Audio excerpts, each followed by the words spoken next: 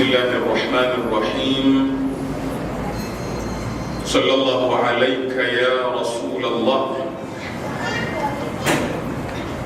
صلى الله عليك يا حبيب الله، صلى الله عليك يا أمير المؤمنين ويا علي بن أبي طالب، صلى الله عليك يا مولاتي يا فاطمة الزهراء، يا سيدة نساء العالمين، صلى الله عليك يا أبا عبد الله الحسين،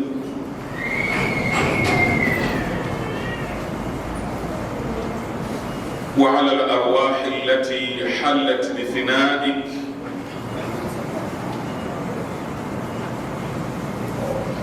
وأناخت برحلك،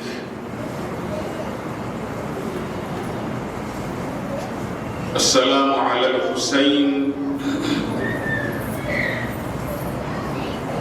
وعلى علي بن الحسين وعلى أولاد الحسين وعلى أصحاب الحسين وعلى أخيك أبي الفضل العباس وأختك زينب وبنتك سكينة. سيدي يا حسين، ليتنا كنا معك في أرض كرب وبلاء فنفوز فوزا عظيما. يقول المولى سبحانه وتعالى في كتابه المجيد بعد أعوذ بالله من الشيطان الرجيم: محمد رسول الله والذين معه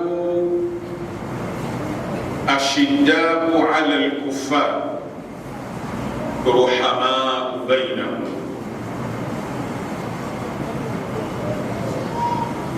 سورة الفتح الآية 29. محمد رسول الله. Muhammad ni mtume wa Mwenyezi Mungu. Walladhina ma'ahu, na wale ambao wako pamoja na mtume. Ashiddau ala al-kuffar, ni wakali, ni wenye misimamo mizito kwa makafiri, lakini ruhamau bainahum, wanaoneana huruma kati yao. Aya hii inayoelezea ya kwamba wale watu waliomfuata Mtume Muhammad sallallahu alayhi wa alihi wasallam,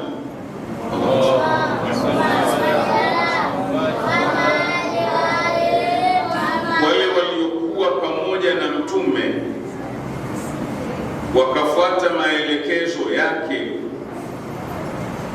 wakafuata mwenendo wake, mmoja katika sifa zao kwa makafiri wana msimamo mzito, lakini kati yao wao wenyewe ruhamaa bainahum, wanaoneana huruma.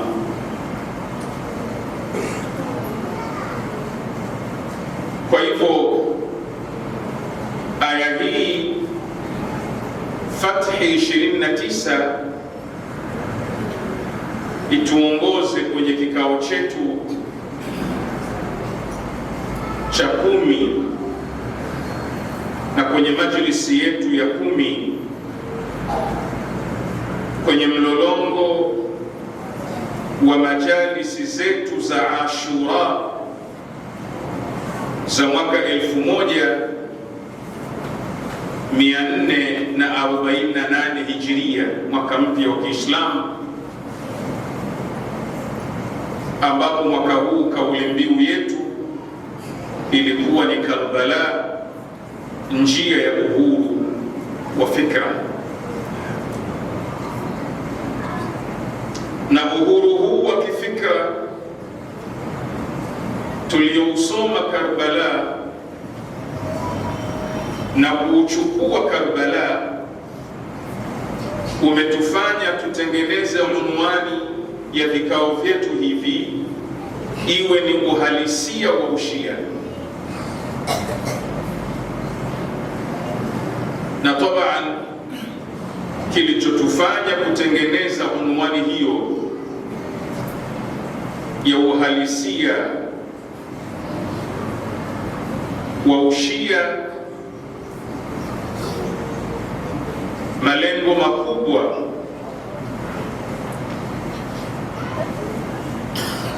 ni kutaka kuondoa vumbi na kuondoa utando na kuondoa moshi uliotanda dhidi ya Mashia.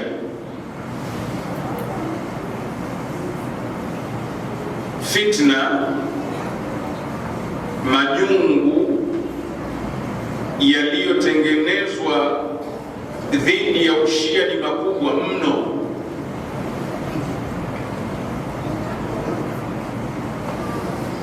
Mpaka kiasi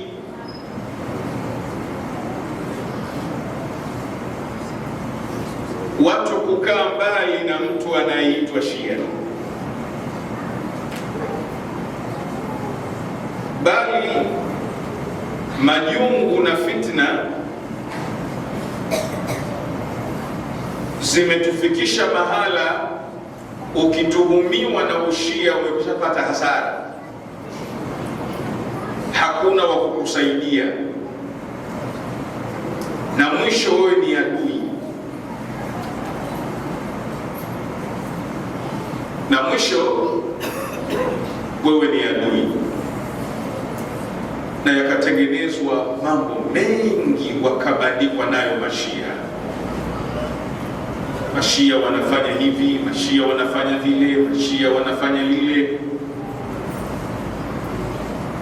Na jambo la kusikitisha, tuhuma hizo zinafanywa kwenye kipindi ambacho ulimwengu umekuwa ni kama vile kiganja kimoja. Yani leo hakuna siri, lakini bado tuhuma hizo zipo. Ukienda kwenye mitandao huko ukifuatilia, kichwa kinaweza kupasuka.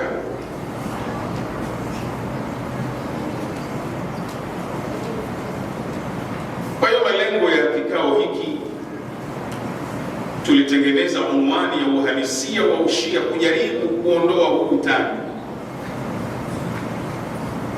na kuwaambia Waislamu kwamba Mashia ni Waislamu wenzenu. Mashia ni Waislamu kama Waislamu wengine,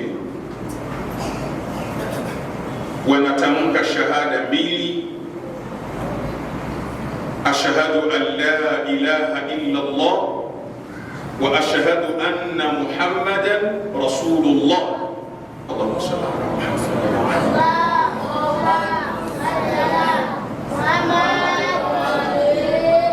Mashia wanaswali swala 5,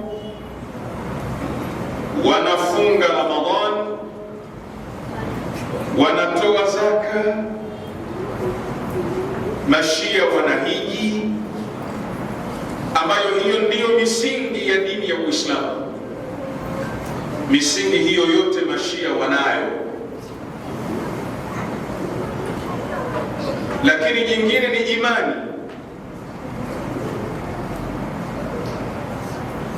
Misingi ya imani an tu'mina billah, ni kumwamini Mungu mmoja. Mashia wanamwamini Mungu mmoja. Wa malaikatihi, msingi wa pili wa imani ni kuamini malaika. Mashia wanawaamini malaika. Wa kutubihi, msingi wa tatu ni kuamini vitabu vya Mungu: Taurati, Injili, Zaburi, Qur'an. Mashia wanaviamini vitabu vya Mungu. An tu'mina billah wa malaikatihi wa kutubihi wa rusulihi. Nne ni kuamini mitume.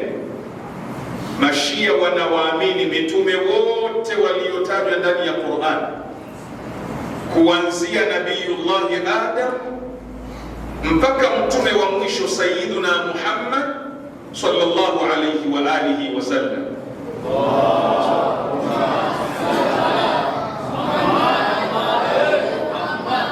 Na msingi wa tano ni kuamini siku ya mwisho, wal yaumil akhir.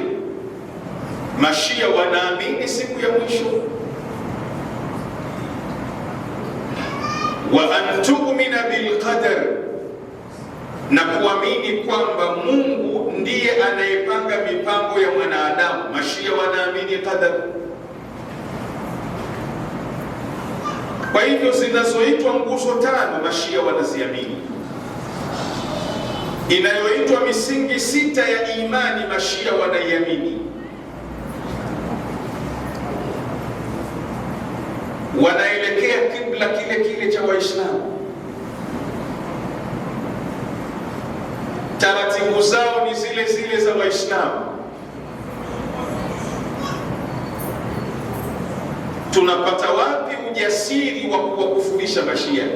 Mnaupata wapi?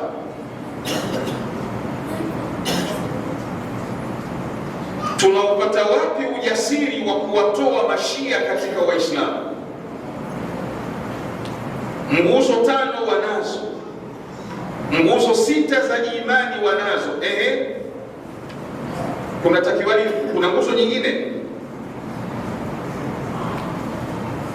Kuna nguzo nyingine? Hakuna nguzo nyingine. Kama ipo ingetajwa.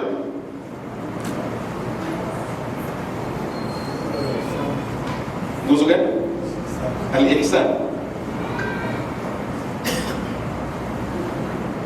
Ihsani maana yake ni kumwabudu Mungu kana kwamba unamuona. Kama humuoni basi yeye anakuona. Mashia pia wanayo, wanakubali hilo. Kwa hivyo tunawatoa kwenye Uislamu kwa kigezo gani? Na kwa mantiki hiyo ni kwamba Mashia wako na Mtume Muhammad sallallahu alayhi wa alihi wasallam. Ndio pale Mungu anaposema Muhammadun Rasulullah walladhina ma'ahu ashiddau 'ala al-kuffar ruhamau bainahum. Muhammad ni mtume wa Mwenyezi Mungu na wale waliokufuru, na Muhammad ni mtume wa Mwenyezi Mungu. Walladhina ma'ahu, na wale waliokuwa na mtume. Waliokuwa na mtume ni akina nani? Ni wale ambao wana hiyo misingi mitano, wana nguzo sita, ndio waliokuwa na mtume.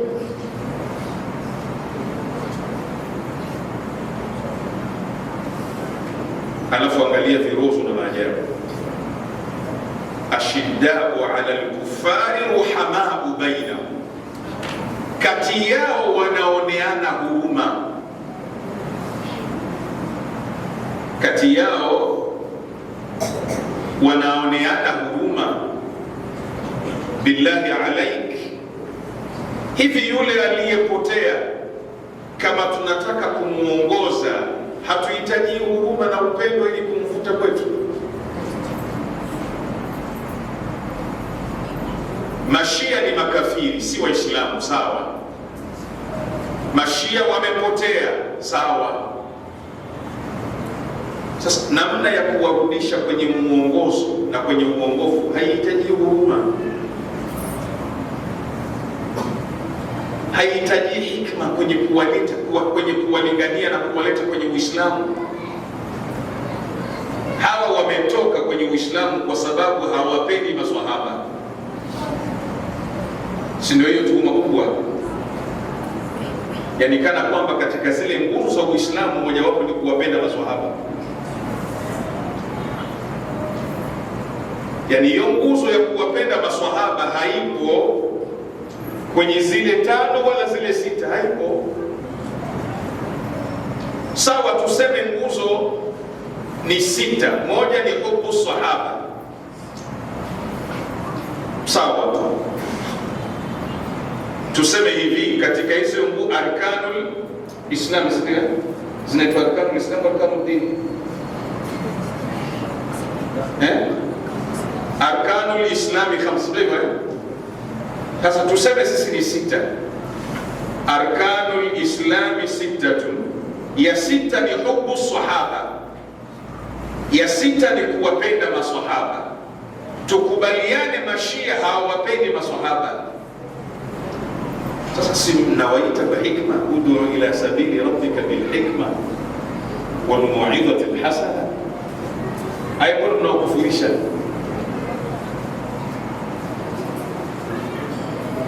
Walladhina ma'ahu ashiddau 'ala al-kuffari ruhamau bainahum, wanaoneana huruma.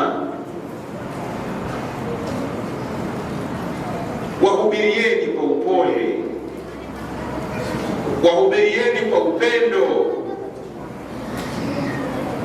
msiwatengenezee majina magumu magumu, wabakisheni. Ruhamau bainahum, wanaoneana huruma kati yao. Kwa hivyo kwa kifupi niseme msingi huu tumeutaja, uhalisia wa ushia, kutaka kuondoa hili vumbi ambalo limetengenezwa na maadui wa Uislamu. Malengo yao makubwa ni nini? Malengo yao makubwa ni kuhakikisha Waislamu hawakai meza moja, Waislamu hawakai mahala pamoja.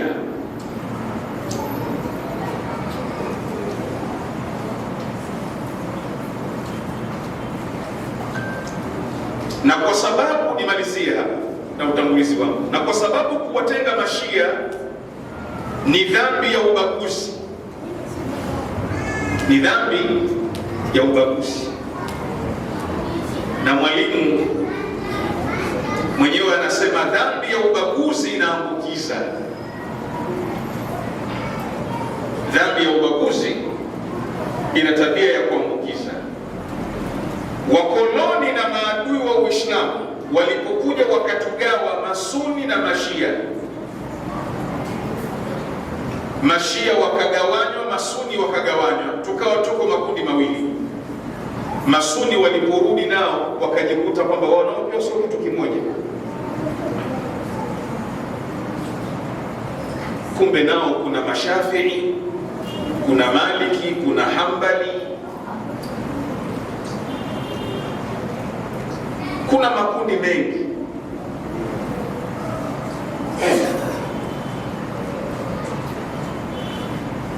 Huko huko wakapatikana Masalafi, wakapatikana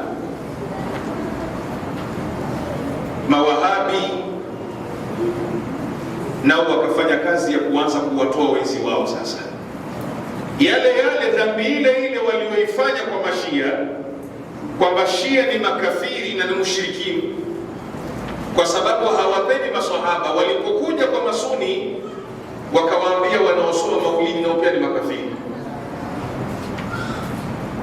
wanaopika chakula cha maulidi nao pia ni makafiri, na kufuru yao ni mbaya zaidi. Wanaosoma wasilatu Shafi, Allahu ya Allahu ya Allahu ya malja alqasidu ya Ghawthahu laulahu ma kunna wala baqina inna da'awnaka astajib amina. Tulipotekwa sisi Mashia, wakaja lugha ile ile ikatumika kwa Ahlus Sunna kwamba wanaosoma tawassuli hawa pia ni makafiri, mushirikina. Kwa hivyo ndugu zangu, umefika muda wa kufungua macho, umefika muda wa kufungua macho. Maadui wa Uislamu ndio wanaotugawa, na wanatugawa kwa sababu hawataki kuziona nguvu tulizokuwa nazo. Na tunaposema, nimalizie, tunaposema masala ya umoja, hatuna maana ya kwamba Mashia waache ushia wao wawe Masuni au Masuni waache usuni wao wawe Mashia. La, hatukusudi hivyo. Tunapozungumzia habari ya umoja, tunawataka Masuni wabakie na usuni wao. Tunataka Masuni wabakie na usuni wao, lakini isiwe ni ishu linapotoka jambo la Uislamu kukaa pamoja, wakalizungumza kwa pamoja, wakalipanga kwa pamoja. Ndio makusudi yote ya umoja. Muhammadun Rasulullah walladhina ma'ahu ashiddau 'ala al-kuffar ruhamau bainahum. Muhammad ni mtume wa Mungu, na wale waliokuwa pamoja na Muhammad mbele za makafiri wana misimamo mikali, lakini wenyewe kwa wenyewe wanahurumiana, hawatukanani, hawaambiani lugha kalikali na nzito, wanahubiriana kwa upole na kwa upendo. Ruhamau bainahum. Baada ya utangulizi huo, sasa naomba tuingie kwenye unwani yetu ya leo ambayo tumeipa jina Mashia sio Rawafidh. Mashia sio Rawafidh. Toba, nataka nikumbushe kwamba tumezungumza kutoka mwanzo ya kwamba Mashia hawa na ushia haujaanza jana, bali Mashia na ushia umeanza kutoka kipindi cha mtume mwenyewe Muhammad sallallahu alayhi wa alihi wasallam. Allahumma salli ala Muhammad. Na tukataja gurupu la masahaba na tabi'in lisilopungua 130. Gurupu hilo linalothibitisha ya kwamba watu hao walikuwa ni shi'atu ali Muhammad, na hao ni masahaba na hao ni tabi'in. Hao ni masahaba, hao ni tabi'in.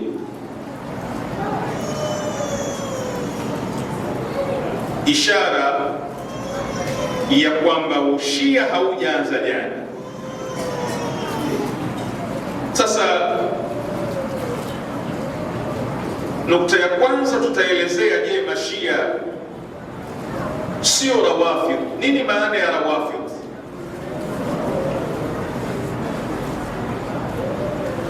Baadhi ya waandishi wa vitabu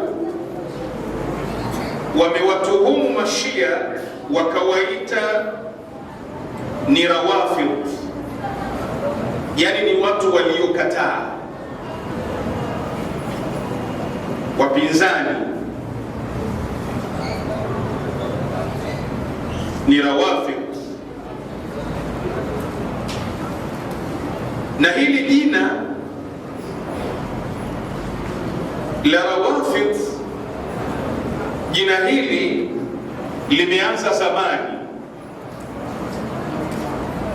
limeanza zamani, na kuna sababu zilizopelekea Mashia kuitwa jina hilo baya la Rawafidh, yani watu waliokataa.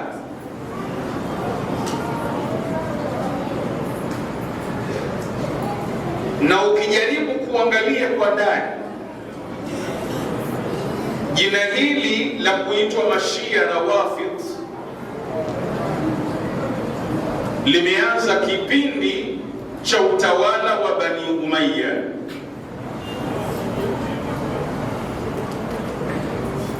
na ndiyo maana unapata kwamba ukisoma katika taarikhi utapata maneno yanayoashiria kwamba Rawafidh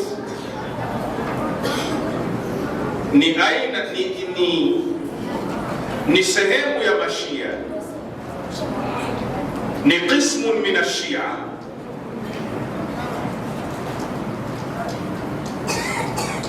na wala sio Mashia wote. Kwa hiyo jambo la kwanza muhimu la kuingia kwenye vichwa vyetu, ile kuitana majina mabaya. Mashia walipewa jina baya,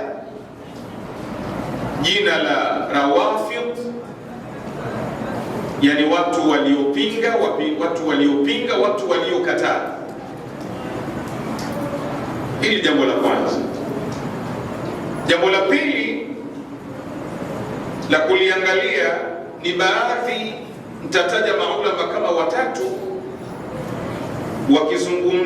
wakizungumzia hili neno la kukataa Rawafidh. Mtu wa kwanza ni Muhammad Murtada Az-Zubaydi kwenye kitabu chake Tajul Arus, juzuu ya 5 ukurasa wa 34. Muhammad Murtada Az-Zubaydi anasema, warawafidhu kullu jundin taraku qaidahum warafidatu firqatun minhum. Muhammad Murtada Az-Zubaydi mwenye kitabu kinachoitwa Tajul Arus anasema Rawafidh, wakataaji, ni kila mwanajeshi ambaye anamuasi kiongozi wake, anamuacha kiongozi wake. Alafu wakasema lile gurupu linalomkataa kiongozi, gurupu lile linaitwa ni Rafidha.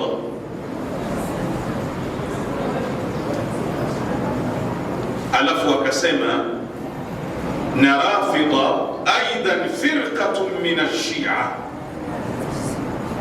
Rafidha vile vile ni gurupu, ni kikundi cha Mashia kama anavyosema Al-Asma'i. Na kwa nini waliitwa Rafidha?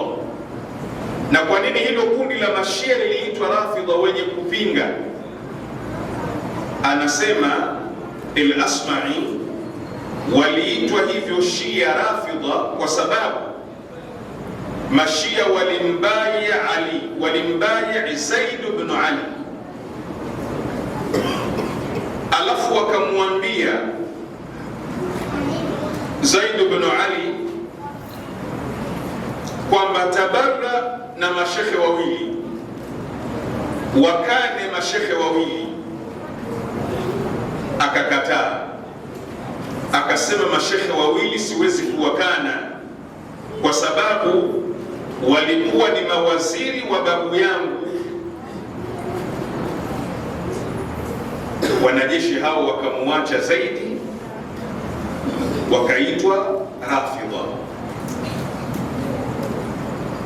Kwa hivyo kwa ufupi, mwenye Tajul Arus anaeleza maana mbili za Rafidha, mwenye kupinga, mwenye kukataa. Asema maana ya kwanza ni mtu yoyote mwenye kumkataa kiongozi anaitwa ni Rafidha. Lakini maana ya pili, lilipatikana gurupu la mashia waliompa bai'a Zaid ibn Ali Zaidia,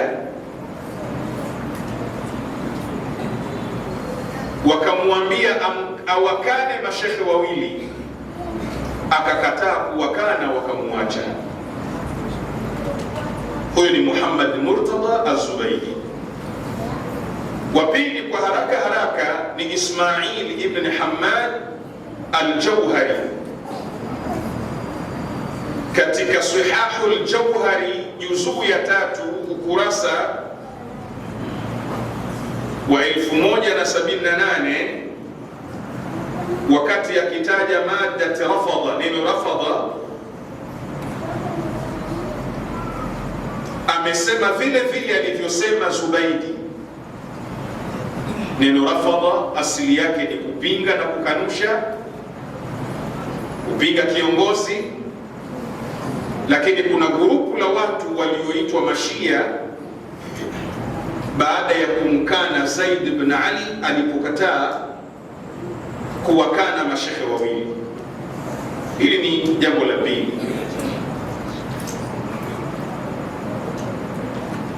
Jambo la tatu ni maneno ya Al-Qadhi Iyad, mwana wa zuoni mkubwa. Qadhi Iyad kwenye kitabu chake Tartibul Madarik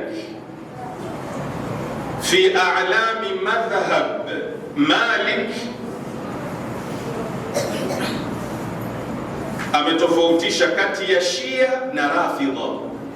Amesema hao ni watu tofauti. Mashia yani wafuasi wa Ali au watu wanaomfuata Ali, na Rafidha watu waliokataa kiongozi wake. Wakati alipofanya mukarana kati ya madhhab ya Imam Malik na maimamu wengine,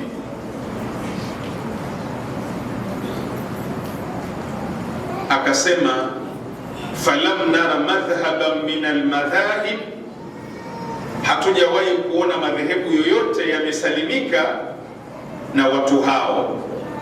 Ndani yao kuna Jahamia na Rafidha na Khawarij na Murji'a na Shia.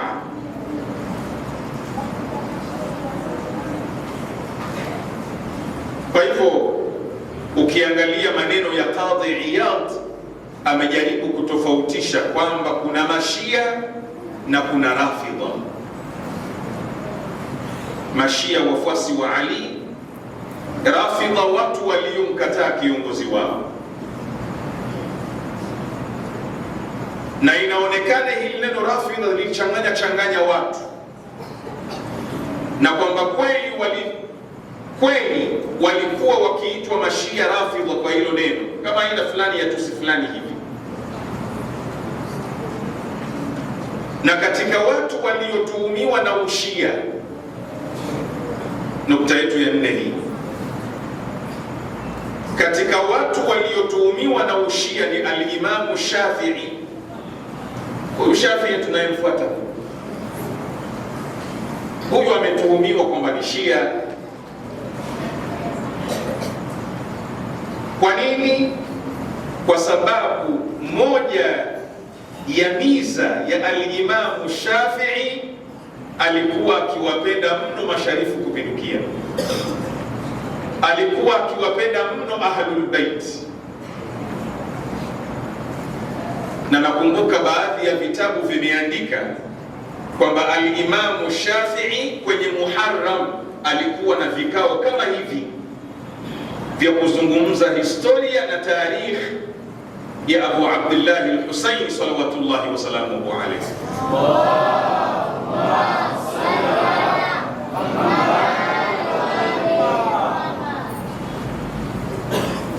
Kwa hiyo al-Imam Shafi'i akapata tuhuma hiyo, na utapata haya maneno kwenye kitabu chake cha mashairi yake. ya raqiban qif bilmuhassabi min mina wahtif biqaidi jam'iha wannahidhi saharan idha fada alhajiju ila mina faidan kamultatimi lfurati lfaidhi aalimtum anna tashayyu'a madhhabi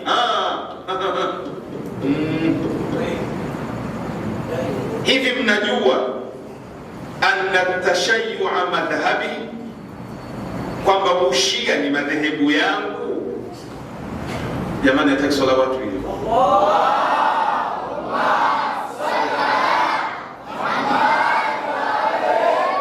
A'limtum anna tashayyu'a madhhabi inni aqulu bihi wa lastu binaqidhi. Inni aqulu bihi, mimi nasema hivyo, mimi ni Shia.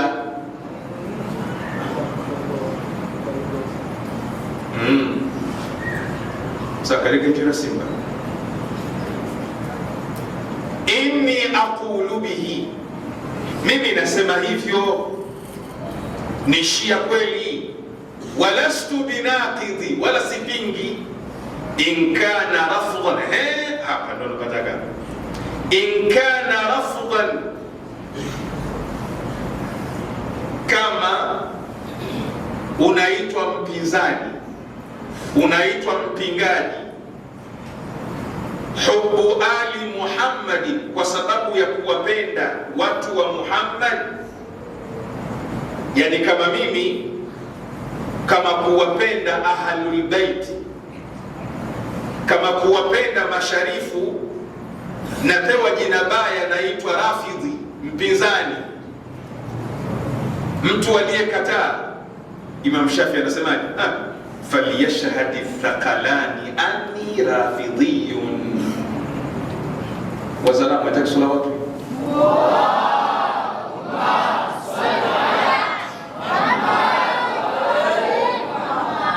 kama kuwapenda ahlul bait, kumpenda Ali, kumpenda Hasan, kumpenda Husain, kumpenda Fatima, Zainul Abidin, Muhammadul Baqir, kama kuwapenda hao ni upinzani, ni rafdh, ni ushia. Falyashhadi thaqalani anni rafidhiyun, na washuhudie majini na watu mimi ni Shia, mimi ni mpinzani. Maneno ya al-Imamu Shafi'i yakithibitisha kwamba hili neno rafidhi limetumiwa kweli kwa watu wanaowapenda masharifu, kwa watu wanaowapenda ahlul baiti, kwa Shi'atu Ali. Kumbe Imam Shafi hakunusurika kwa sababu ya kumpenda Ali, akapewa tuhuma ya ushia. Akawaambia hata siku moja, a'limtum anna tashayyu'a madhhabi inni aqulu bihi wa lastu binaqidhi. In kana rafdan hubba Muhammadin, in kana rafdan hubbu Muhammadin falyashhad athqalani anni rafid.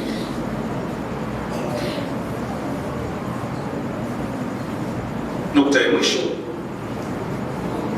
nimalizie kikao changu cha leo. Baada ya kuthibitisha haya, na tutakuja kuyamalizia kwenye kikao chetu cha kesho, nataka nimalizie na nukta yangu ya mwisho. Baada ya kuthibitisha kwamba ushia haujaanza jana, mashia walikuwepo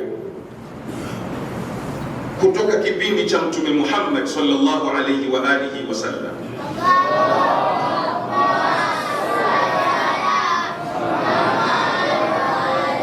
Na Bwana Mtume sallallahu alayhi wa alihi ndiye aliyeikita misingi ya ushia. na tukataja dalili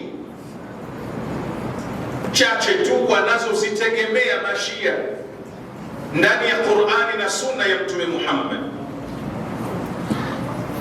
Nataka nifunge kikao kwa kusema hivi, baba zangu, kaka zangu na Watanzania wenzangu, kuwepo mashia sio sababu ya Waislamu wasikae kiti kimoja. Kuwepo watu wanaoitwa mashia sio sababu ya kwamba umoja wa Uislamu ukosekane. Kwa nini? Kwa sababu mashia wao wanaamini wanazo dalili za kutosha kwamba kumwabudu Mungu kwa kupitia mapokezi ya Ahlul Bait salawatullahi wasalamuhu alaihim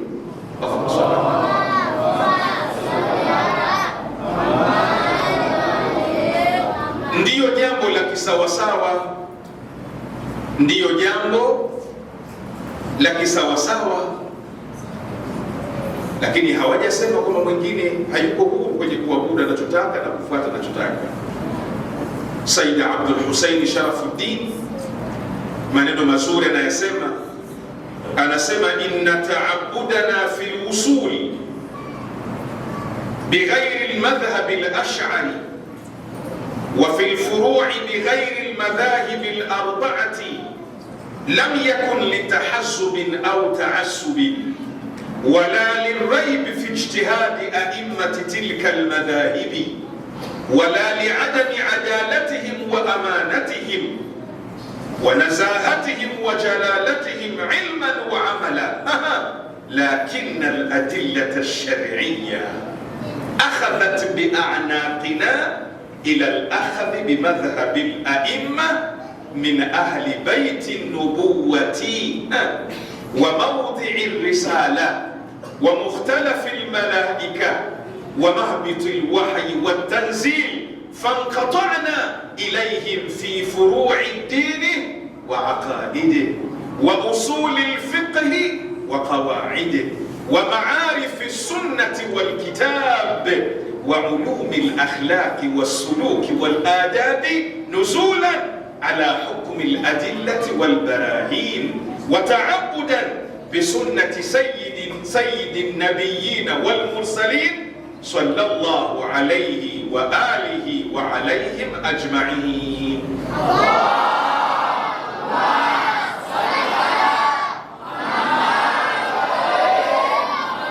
Sayyid Abdul Hussein Sharafuddin anasema sisi mashia kumwabudu Mungu katika asili ya dini, misingi ya dini, tukaacha kuchukua misingi ya dini kwa al-Imamu al-Ash'ari, tukachukua kwa Ahlul Bait, na katika mambo ya matawi ya dini, swala, zaka na hija na ibada, hatukuchukua kwa madhehebu manne, yani Shafi, Maliki, Hanbali, Abu Hanifa. Sio kwa sababu kwamba tunataka Waislamu wawe vikundi vikundi, wala si kwa sababu kwamba ni watu tuna ubinafsi. Sio hivyo, wala si kwamba tuna shaka na ilmu ya al-Imamu Shafi'i, hatuna shaka naye, wala kwamba tuna shaka na ilmu ya maimamu wa madhehebu manne, hatuna shaka nao, wala si kwamba tuna shaka na uadilifu na uaminifu na ilmu na usafi na utahara wa madhehebu zote nne. Hatuna shaka nao, lakini dalili za kisheria ndizo zilizotulazimisha kuwafuata maimamu wa nyumba ya Mtume Muhammad sallallahu alayhi wa alihi wasallam.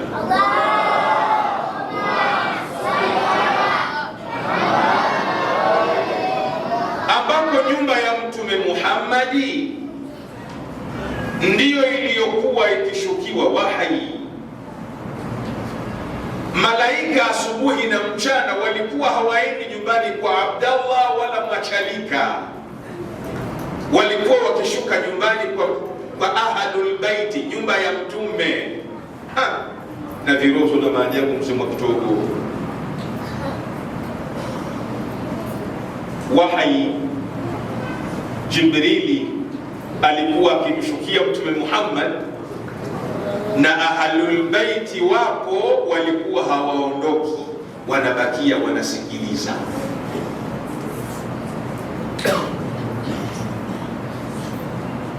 Lakini Jibrili akimjia Mtume Muhammad, kama nyumbani kuna wake zake, Mtume anawaondoa wake zake.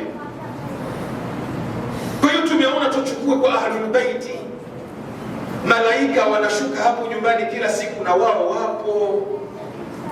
Ndiyo maana sisi kwenye mambo ya matawi ya dini tumechukua kwao, elimu ya akida tumechukua kwao, misingi ya fiqh tumechukua kwao, misingi ya fani tofauti tumechukua kwao, mambo ya akhlaki tumechukua kwao, mambo ya adabu tumechukua kwao.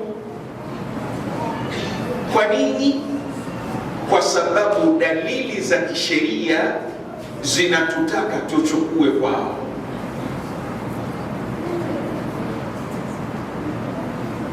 Muhammadun Rasulullah, Muhammad ni mtume wa Mwenyezi Mungu, na wale waliokuwa pamoja na mtume wa Mungu ashiddau ala al-kuffar, wana misimamo mikali kwa makafiri, lakini kati yao ruhamau bainahum, wanaoneana huruma kati yao, wanapendana kati yao, hawako tayari kuwasaliti wenzi wao. Aya hii inanikumbushia masahaba wa al-Imam al-Husayn salawatullahi wasalamuhu alayhi.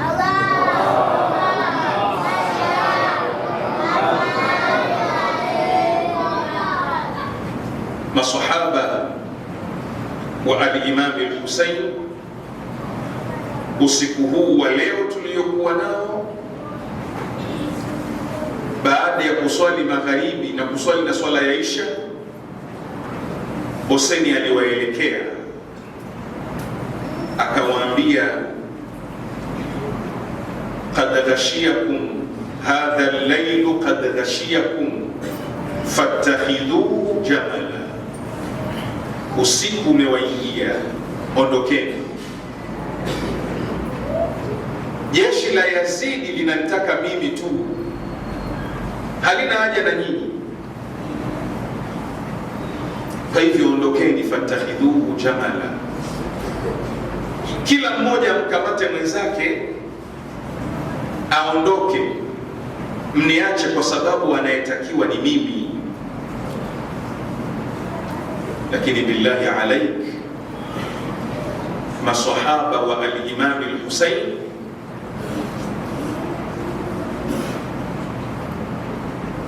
hawakuwa tayari kumwacha.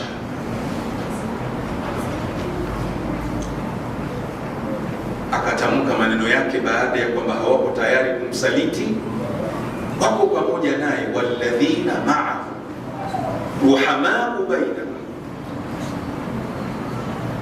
Hussein akamwambia, sijaona maswahaba waadilifu na waaminifu na maswahaba bora kuliko nyinyi. Mungu awalipeni kheri. Akawaambia, wakad akhbarani jaddi Rasulullah, na babu mtume alinieleza akaniambia, bi anni usaqin ila al-Iraq, kwamba mimi nitakokotwa nitakwenda mpaka Iraki. faanzilu ardan yuqalu laha Amura wa Karbala, nitafika kwenye ardhi inaitwa Amura au Karbala, wa fiha astashhid, na hapo nitakufa. Waqad qauba almaw'id, na muda nilioahidiwa umekushafika. Alipoeleza maneno hayo, maswahaba wake wakaonyesha huruma na upendo waliokuwa nao. Ndugu zake, watoto wake, watoto wa ndugu zake, watoto wa dada yake Zainab walimwambia, wakamwambia Husain, lima nafaalu dhalika, kwa nini tukusaliti? Kwa nini tusiwe na wewe? Linabqa ba'daka, ili tuishi baada yako wewe. La arana Allah dhalika abada, Mungu asituonyeshe maisha hayo milele. Tukubali kukusaliti wewe, uwawe, sisi tubaki hai.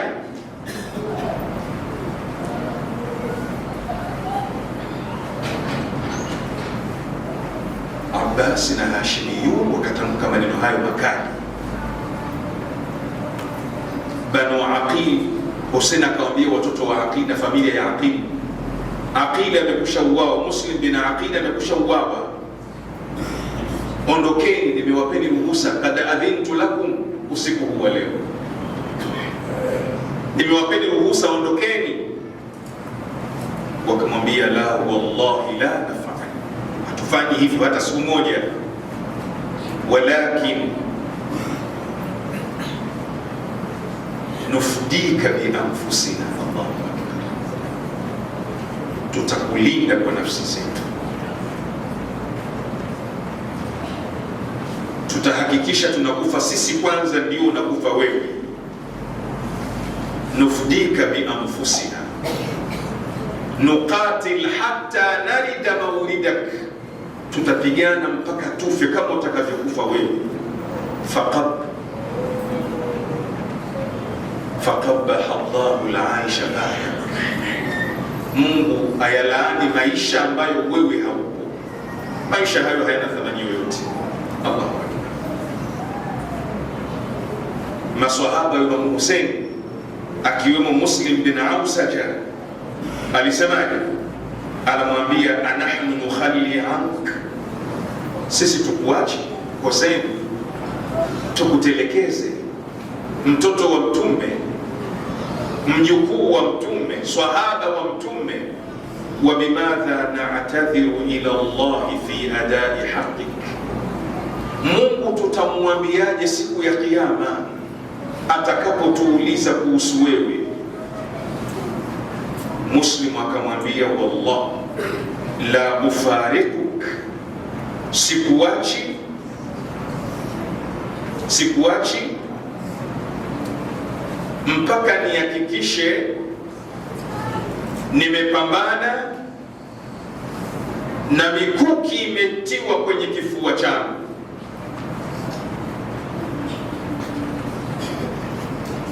Na lau ningekuwa sina silaha, ningepigana nao hawa hata kwa kuwarushia mawe.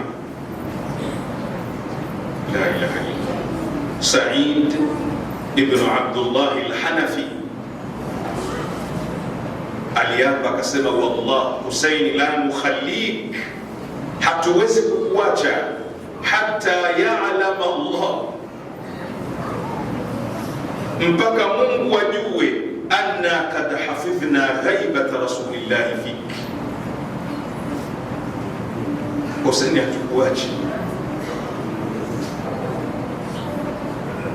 hatukuachi mpaka Mungu ajue kwamba baada ya kufariki Mtume kizazi chake tumekilinda, hatujakitelekeza. Zuhair ibn al-Qayn naye akatamka maneno mazito katika aliyoyasema. Alisema, wallah na hapa kwa Mwenyezi Mungu, waditu annani qutilt, natamani niwe nimeuawa. Assalamu alayka ya aba Abdillah, natamani niwe nimeuawa. Thumma nushirtu, kesha nifufuliwe. Thumma qutiltu, kesha niuawe tena. Hatta uqtala hakadha alfa marra, mpaka niuawe mara 1000. Wa inna Allaha azza wa jal yadfa'u bidhalika alqatl an nafsik wa an anfusi haulai alfitya min ahli baitik. Niko tayari niuawe, nifufuliwe, niuawe, nifufuliwe, mpaka nihakikishe wewe uko salama salmini.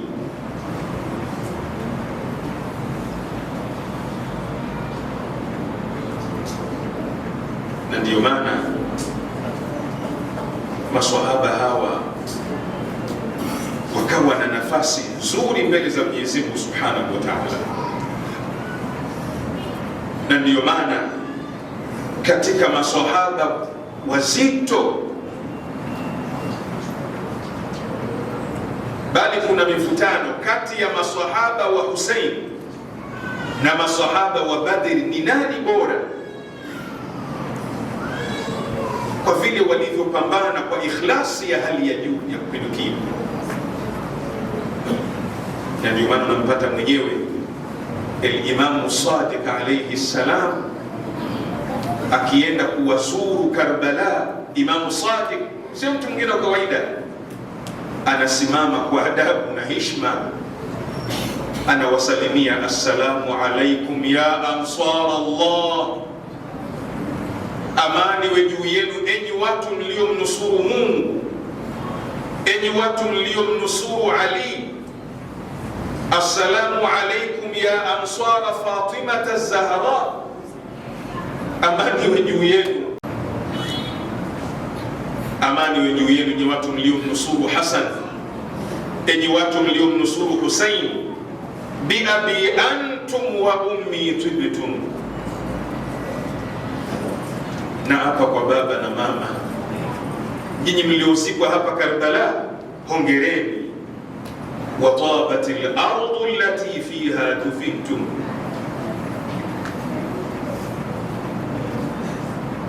na hongera katika hii ardhi ambayo mmezikwa. Wafuztum wallahi fawzan adhima, mmefaulu nyinyi, kufaulu sio kwa kawaida. Maneno hayo yanasemwa ni al-Imam Sadiq, sio mtu wa kawaida. Anawaambia watu wa Karbala, faya laitani kuntu ma'akum fa afuza fawzan adhima.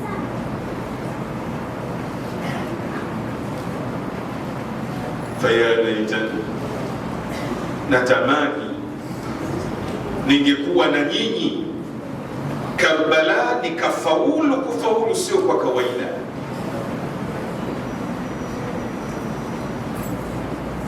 Baada ya hawa wote kuuawa, al-Imam al-Hussein amesimama kwenye uwanja wa mapambano, wote wameuawa. Alisimama akawa anaangalia kuumeni, anaangalia kushotoni, akaanza kuwaita kwa majina, ya Habiba bin Mudhahir, ya Zuhair bin al-Qayn, ewe Zuhair bin al-Qayn, ewe Habib bin Mudhahir, ya Muslim bin Ausaja, ewe Muslim ibn Ausaja, ya abtal as-Safa, enyi mashujaa, wa ya fursan al-Haija, enyi wapambanaji. Mali unadikum fala tujibun, mna nini mbona nawaiteni hamwitikii? Wa unajikum fala tasma'un, na wasemesheni mbona hamsikii? Allahu akbar. Fikiria hapo, Husaini yuko katikati ya uwanja, yuko peke yake, la nasira lahu wala mu'in, hana mtu wa kumsaidia. Wale wote waliomwahidi kumsaidia wako chini, wamekatwa vichwa, wote hawajiwezi. Mali unadikum fala tujibun, mna nini mbona hamuitikii? Mbona nawasemesheni amsikii? Am qad sarra'akum rayba albanun, au ndio tayari mshakufa? Qumu min naumatikum ayuha alkiram, ebu nyanyukeni mumtetee mtoto wa Mtume. Lamma raa sibtu ashab alwafa qutilu, Husaini alipoona wale watetezi wake wameuawa, alisimama, nada aba alfadli aina alfarisu albatal, alisimama akawa anaita, aba alfadli, shujaa uko wapi, mbona sikuoni? Wa aina man dunia alarwahu qad badhalu, wako wapi wale ambao wametoa roho zao kwa ajili yangu? Allahu akbar. Bil amsi kanu ma'i wal yawma qad raha, ni jana tu wote nilikuwa nao,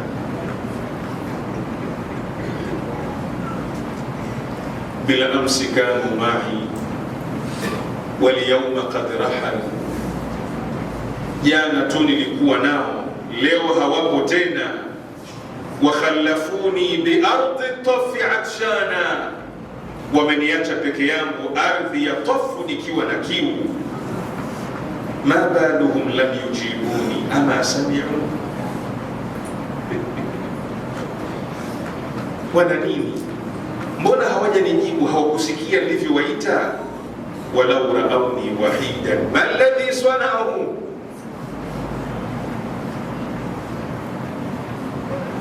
ya Husayn,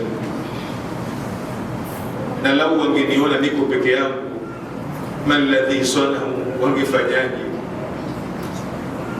Bila amsi kanu ma'i wal yawma qad raha, nadhiruna alayya la in aadu wa in rajau.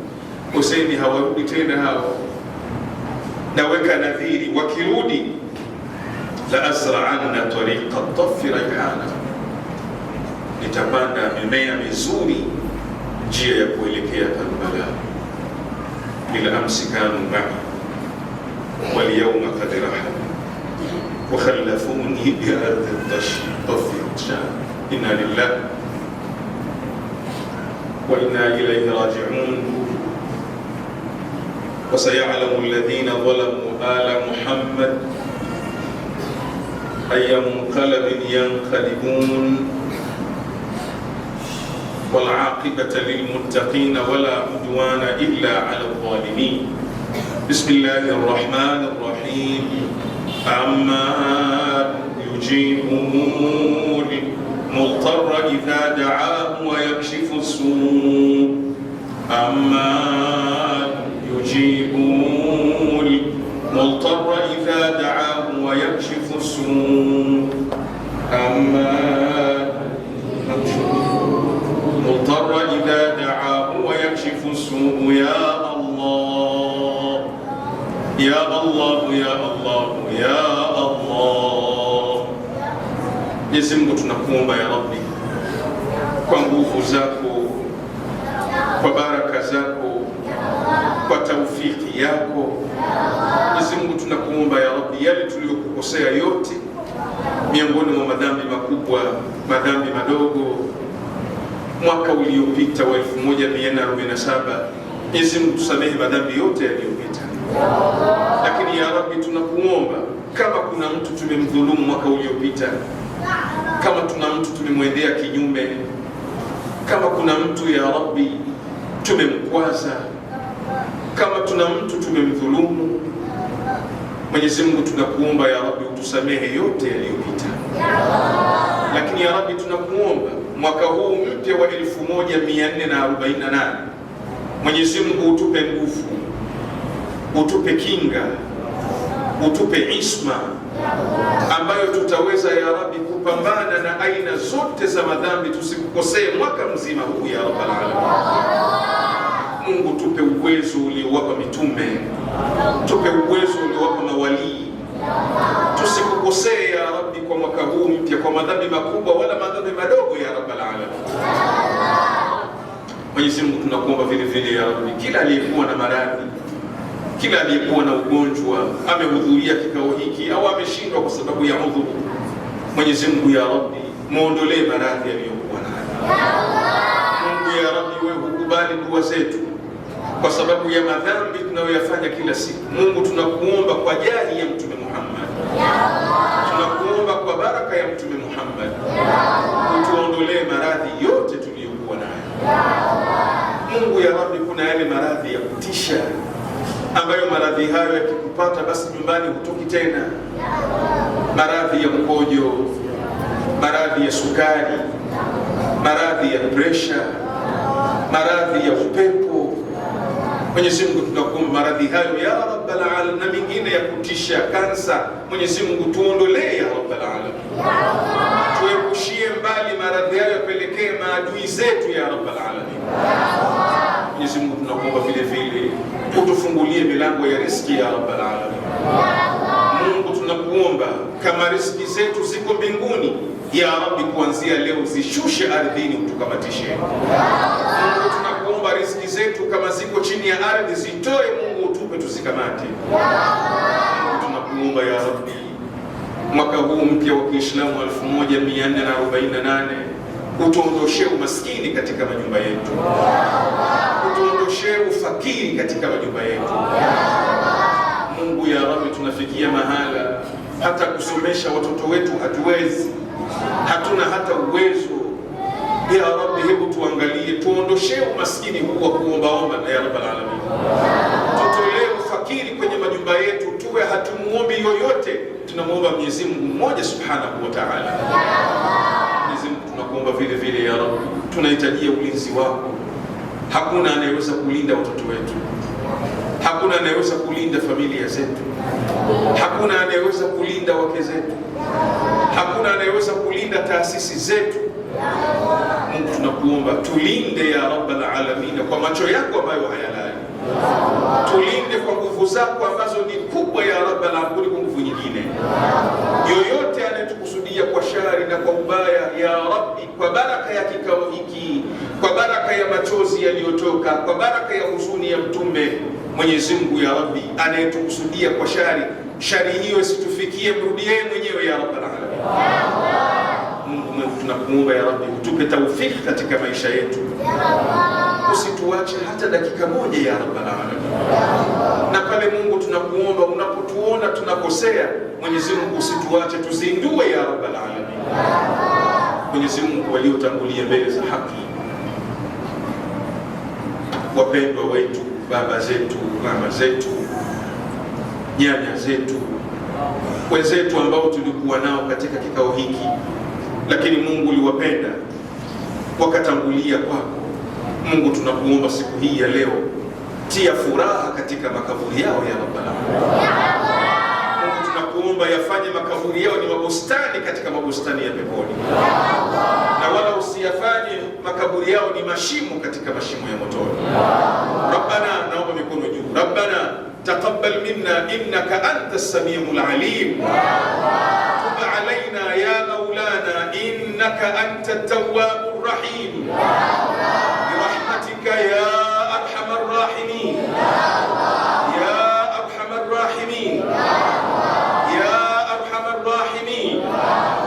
Farij alaina jami'an wa ala kafati almuslimin. Tukubalie maombi yetu yote na sote tuliohudhuria, Mungu tukubalie ya Rabbal alamin.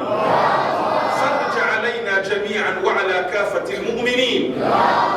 Mungu ya Rabbi, changamoto zote tulizokuwa nazo zitatue kuanzia leo ya Rabbal alamin, wa ala kafati almu'minin. Farij alaina jami'an wa ala kafati alhadirin. Wa sallallahu wa sallam ala sayyidina Muhammad وأهل بيته الطيبين الطاهرين مع الصلوات 3 مرات على حب الزهراء بأعلى أصواتكم.